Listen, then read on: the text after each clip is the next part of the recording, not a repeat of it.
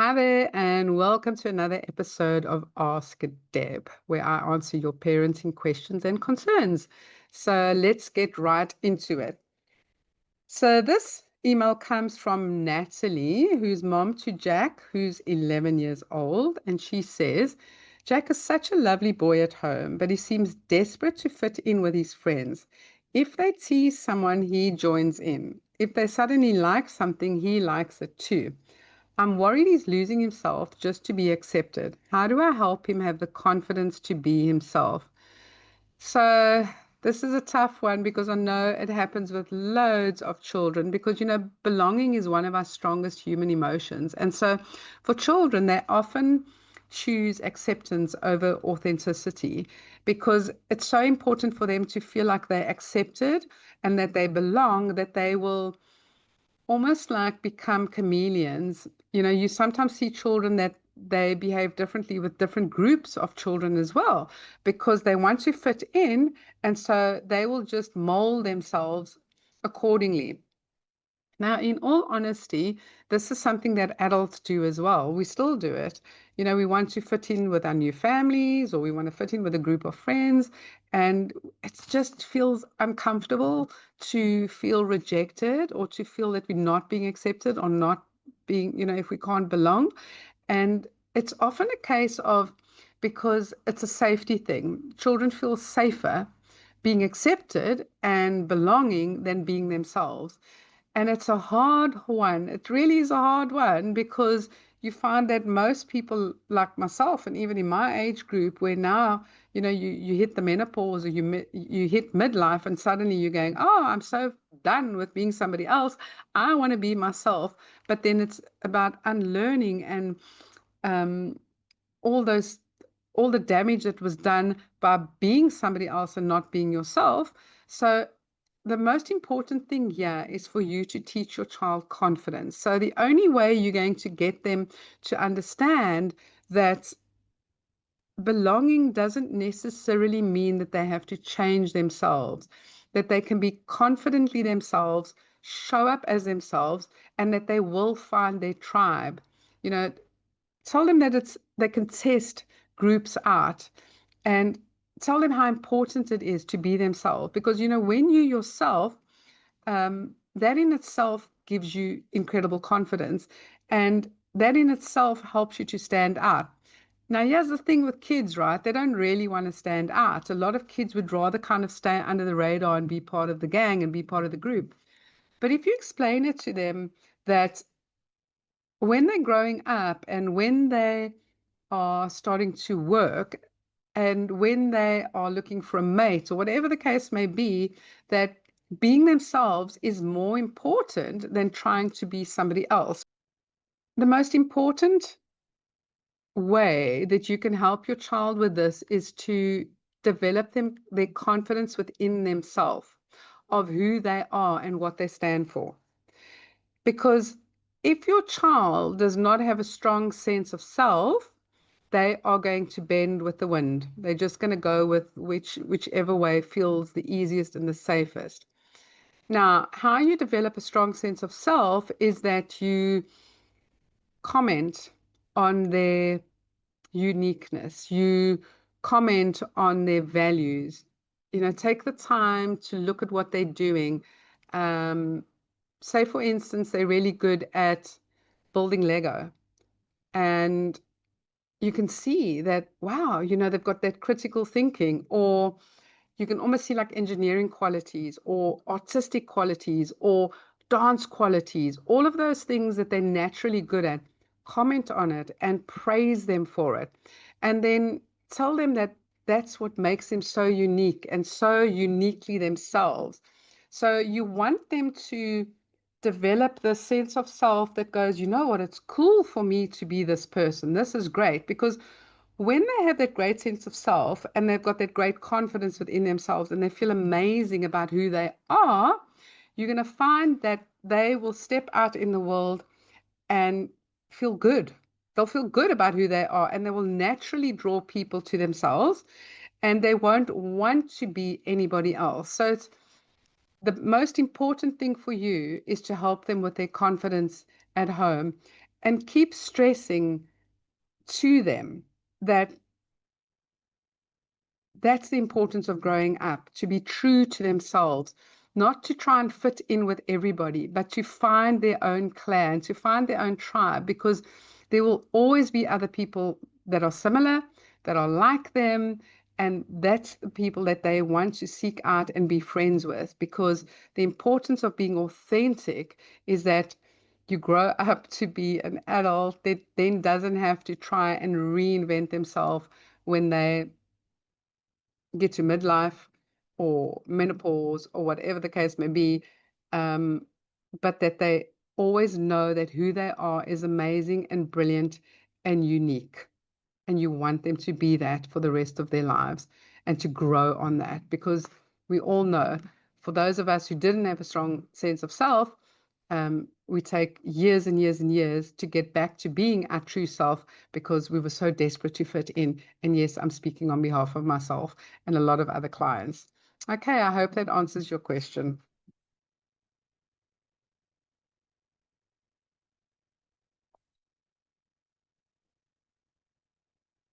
The next one comes from Emma. She's mom to Grace, 12 years old. And she says, my daughter apologizes for everything. Grace says sorry constantly, even when she's done nothing wrong. If someone bumps into her, she apologizes. If she asks for help, she apologizes. It's almost like she feels like she's an inconvenience. Should I be worried? So, constant apologizing can come from a place of anxiety or people pleasing. And often children would rather almost immediately take the blame for something because to them that feels safer. It's just like, yeah, I'll just own up, or I'll apologize before I get into trouble, because you know what? I want to be liked and I don't want to get into trouble. So I'll just say I'm sorry straight away because that's going to keep me safe. And that's where it comes from. And you'll find that a lot of women, so many women, grown-up women, still have this problem because women naturally want to please. Girls naturally want to please. And you know, it's something that we learn from a really young age, because they want to, they're the caregivers, the nurturers. Women are wired like this. And I'm not saying all women, there are the exception, but most women are wired to be very nurturing and caring. And I just want to help you and I want to make you feel good and I don't want you to feel bad. But what this creates then is, as you said, it creates a child or an adult who feels like they're an inconvenience. They take all the flack, they take all the responsibility. And unfortunately, what could happen is they'll also become the doormat. And so I'm so glad you brought up the subject, because it's such an important one for all moms and dads to help their daughters, especially, and sons, if they see the same trait, to not become doormats and to not become people pleasers. Because there's one thing in trying to make somebody happy. So, say for instance, she wants to make you happy and it's your birthday, or she just wants to do something nice for you. And so she buys you a present or does something nice for you. But people pleasing is when it's all the time. And so children and adults who people please, they lose their sense of self. They make themselves less important. They always believe that somebody else is more important than them. This happens in a lot of religions as well, where that's the way children are raised. It's like you are last. You put yourself last. You need to be selfless, you need to be subservient, all of those traits and characteristics, which are really not great, in my opinion, because it creates a lot of harm to the person who then becomes that selfless person, and that person who's constantly trying to please other people and do things for everybody else. Because what happens is you then lack self-love, you lack self-confidence, you lack self-worth, you lack self-esteem. There's just so many selves of you that you lack and lose, um, and you get worn out. And these are the kind of people that burn out, they have nervous breakdowns, they have meltdowns, they have anxiety disorders, all sorts, because they're so focused on keeping everybody else happy. And so You want to teach her, you want to teach Grace that she doesn't need to keep apologizing. The only time she needs to apologize if she's genuinely done something wrong. And then you're going to have to help her with this. You're going to have to catch her every time and go, did you do something wrong? Whenever she says, I'm sorry. And then she'll go, no. Okay, well, we don't say sorry when we haven't done anything wrong.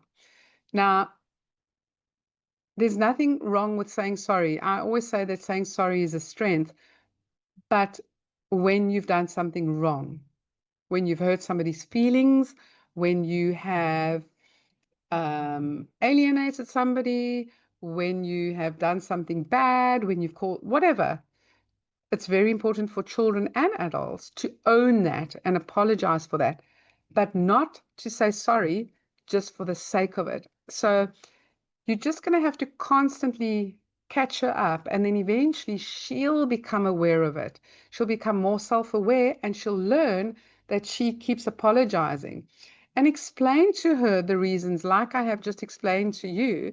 Say to her, you know what, Grace, you only have to say sorry if you've done something wrong. You don't, if somebody bumps into you, they should be saying sorry to you. If somebody else hurts your feelings, they should be apologizing to you, not the other way around. But I want you to help her to build a base that her needs matter as well. It's not just about other people's needs. And the only way that she's going to do this is if you become aware of when she does it, you call her out on it, and then she's going to start becoming aware of it as well. Because as you say, you don't want your child to feel like she's an inconvenience or she's always wrong for being herself, or, you know, who she is not acceptable. So great, great question. And honestly, this is such a fantastic question because there's so many women that have ended up in this exact position of being people pleasers, myself included, and it's taken me years to undo it. I'm still undoing it because it's now my natural state. And you know, it's something that I've only started doing like this past year and gone, no, I'm not going to be that people pleaser anymore, because what happened to me was I ran on empty. I gave everything to everybody else, from my money to my time. I was always trying to fix things, fix relationships, you know, saying sorry, trying to please everybody. And it wasn't my job to do. And you'll find that there's so many other women in that position. So thank you so much for asking that question, because I think by you asking that question, you are going to help a lot of women as well as their daughters and sons. So thank you so much for that, Emma. Okay, so the next question is from Mark, and he's dad to Ben, who is 10 years old. He says, Ben will struggle with something for hours rather than ask for help. Whether it's homework, building Lego, or trying something new, he'd rather get frustrated than admit he's finding it difficult. I don't want him to think asking for help is a weakness. How can I change that? Another great question, because I think a lot of people struggle to ask for help. And you know, when I refer to adults as well, it's because adults are those children who aren't able to ask for help, and they weren't able to do it, so they're still adults who can't ask for help. So these are such great questions, and I really want to say thank you, parents, for being so vulnerable and open and willing to help your children like this and ask these incredible questions, because it helps so many other people. And as I said, it helps the parents as well, because a lot of parents still struggle with these same issues. So some children don't like to ask for help because they fear looking stupid. They think that they have to be clever and they've got to know it all. And sometimes this comes from phrases that they've heard. Um, I know I grew up with these phrases as a child, where it's, you know, I was told, you should have known better. But how? How should I have known better if I've never learned that?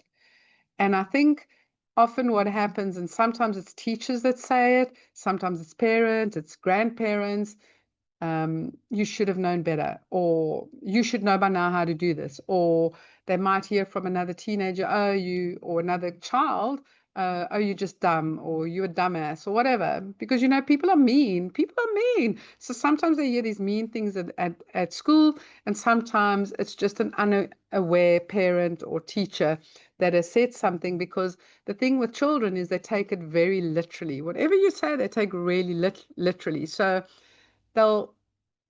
if they've heard something like that, you should have known better. They're trying to make something, or they're trying to do something, and they're going, but I should know this. Mom or dad or teacher or whoever said I should know this, and they don't, because they might not have been taught. And so it's important for you to encourage Ben and say, you know what, Ben, asking for help is clever. It's so clever, because there's so many people that have done this before you, and clever people ask for help because they understand that they learn from other people that have done the same thing or gone through the same thing or who've struggled with the same thing. We don't want to reinvent the wheel, right? So use whatever analogy that you can to teach him that it's actually the smart thing to do is to ask for help, and nobody expects him to know how to do everything, because you had to learn. Everybody had to learn. And for children, it's very important for them to hear stories, especially of when you possibly were struggling. So if you've got a story where you felt embarrassed, or you thought you should have known better and you didn't want to ask for help, and then you learned how to ask for help, and that was the clever thing to do, because children tend to put their parents on pedestals. And because a parent is older, because a parent is bigger, children think, oh, well, my parent should, didn't have the struggles that I have. We kind of, as children, forget that, like I said to my kids the one day, I said, I want you to understand that adults are actually just big kids trying to figure it out along the way, because that's what it's like. I just had to figure it out. And so many parents, nobody got a manual. Nobody, when Ben was born, nobody gave you a manual and said, here's the manual on Ben, right? Nobody gets that. And so he needs to understand that. He needs to relate with you as a little boy, or a boy his age, that also struggled to ask for help for whatever the reasons were. And then you learn to ask for help so that he can relate. So, because often children will compare themselves with adults, or they'll compare themselves with you, and they'll go, well, I just want to be like dad. He can be saying internally, I just want to be like dad. And, he doesn't ask for help, or he knows how to do these things, and I want to be able to do this. Children have got this chatter going on in their heads. And so if you help him to relate and understand, but you were also a boy with exactly the same problems, he's not going to ever be embarrassed to ask for help again. And also remind him that it's okay to ask other people for help. He can ask his teachers, he can ask his cousins, other siblings, whatever, but there's no shame in asking for help, that it's actually the smart thing to do. Okay.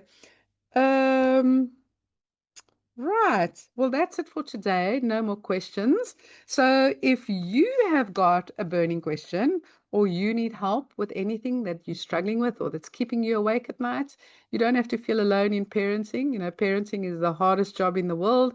And I know often it just keeps us awake. It keeps us restless. It keeps the mind going. How do I help? How do I help? All you need to do is ask. And how you can do that is just follow the link below, where you can submit your question. And if you want to stay anonymous, you can do that too. You can make up a fake name.